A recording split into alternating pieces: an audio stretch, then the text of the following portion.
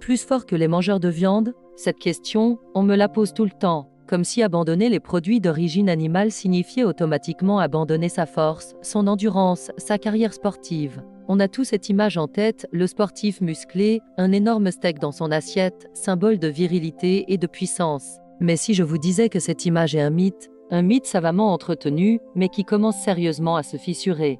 Aujourd'hui, on va déconstruire ensemble cette idée reçue. On va voir pourquoi de plus en plus d'athlètes de haut niveau, au sommet de leur discipline, font le choix d'une alimentation 100% végétale. Et comment, contre toute attente, ils deviennent encore plus performants. Prenez Patrick Baboumian. Son nom ne vous dit peut-être rien, mais en 2011, il a été sacré homme le plus fort d'Allemagne. Un colosse de muscles, capable de soulever des poids que la plupart d'entre nous n'oseraient même pas regarder. Pourtant, cette année-là, Patrick a pris une décision radicale, il est devenu végétalien. Imaginez le choc dans le milieu de la force athlétique. Ses concurrents, ses entraîneurs, tout le monde pensait qu'il commettait l'erreur de sa vie, qu'il allait perdre toute sa force. La réponse de Patrick, il est revenu plus fort que jamais. Il a battu plusieurs records du monde, notamment celui du Yoke Walk, où il a porté une charge de 550 kg sur ses épaules. C'est plus lourd qu'un cheval. Son mantra est devenu célèbre, les animaux les plus forts de la planète sont des herbivores. Les gorilles, les buffles, les éléphants. Et je ne suis pas moins fort qu'eux. Il a prouvé que la force ne vient pas de la consommation de muscles, mais de la consommation de plantes qui nourrissent ces muscles. Et il n'est pas le seul. Lewis Hamilton, septuple champion du monde de Formule 1. Un sport qui demande une concentration extrême, des réflexes surhumains et une endurance à toute épreuve. Depuis qu'il a adopté une alimentation végétale, Hamilton dit se sentir mieux que jamais. Plus d'énergie, un esprit plus clair, une meilleure récupération après les courses éprouvantes. Il attribue une grande partie de ses succès récents à ce changement de vie.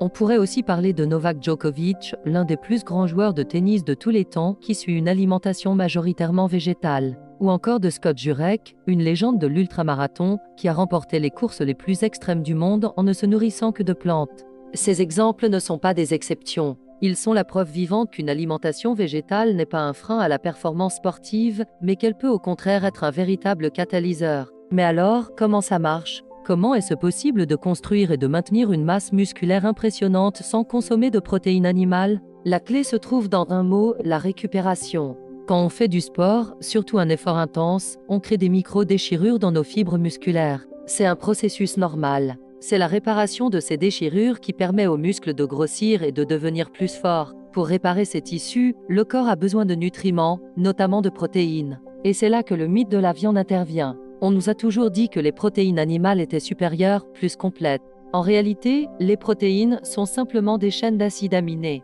Le corps se moque de savoir si ces acides aminés proviennent d'un haricot ou d'un autre aliment. Tant qu'il a tous les blocs de construction nécessaires, il peut faire son travail.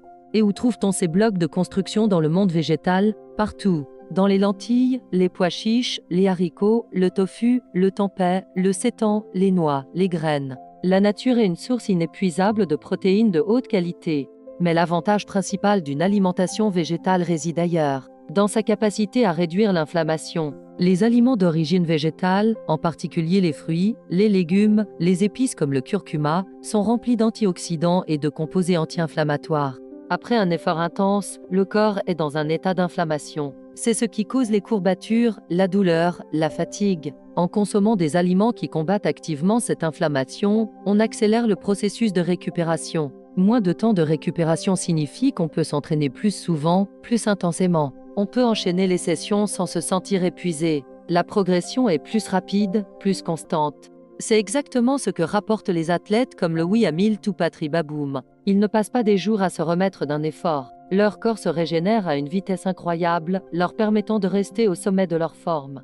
Imaginez deux voitures de course. L'une doit passer des heures au garage après chaque tour de piste pour des réparations. L'autre, grâce à un carburant plus propre et une mécanique mieux huilée, n'a besoin que d'un rapide arrêt au stand avant de repartir. Laquelle des deux a le plus de chances de gagner la course? C'est une analogie simple, mais elle illustre parfaitement l'avantage d'une alimentation végétale pour la récupération musculaire. On offre à son corps les meilleurs outils pour se réparer, sans lui imposer le fardeau inflammatoire que peuvent représenter certains autres aliments. L'énergie est également un facteur crucial. Beaucoup d'athlètes véganes rapportent une augmentation significative de leur niveau d'énergie au quotidien. Les glucides complexes, présents en abondance dans les céréales complètes, les légumineuses et les tubercules, sont le carburant de prédilection du corps. Ils fournissent une énergie stable et durable, sans les pics et les chutes de sucre que peuvent provoquer des aliments plus transformés. C'est la différence entre mettre une grosse bûche dans un feu, qui va brûler lentement et longtemps, et jeter une feuille de papier, qui flambe et s'éteint aussitôt. Ce n'est donc pas une question de magie, c'est de la biochimie pure et simple. En passant à une alimentation végétale, ces sportifs n'ont pas perdu de force. Ils ont optimisé leur machine. Ils ont compris que pour être le meilleur, il fallait donner le meilleur à son corps. Alors, la prochaine fois que quelqu'un vous dira qu'il est impossible d'être fort et sportif sans manger de produits animaux, pensez à Patry Baboum soulevant une voiture. Pensez à Louis Hamilton franchissant la ligne d'arrivée. Pensez à tous ces athlètes qui, chaque jour, prouvent que la vraie force vient de la compassion et de l'intelligence. Le mythe est en train de mourir, et c'est une excellente nouvelle pour les animaux, pour la planète et pour notre propre santé. Le futur du sport est peut-être bien plus vert que ce que l'on imagine. Merci d'avoir regardé cette vidéo. Si ce genre de contenu vous intéresse et que vous voulez continuer à déconstruire les idées reçues avec nous, n'oubliez pas de vous abonner à la chaîne. Rejoignez le mouvement, sois gentil et juste. À très bientôt.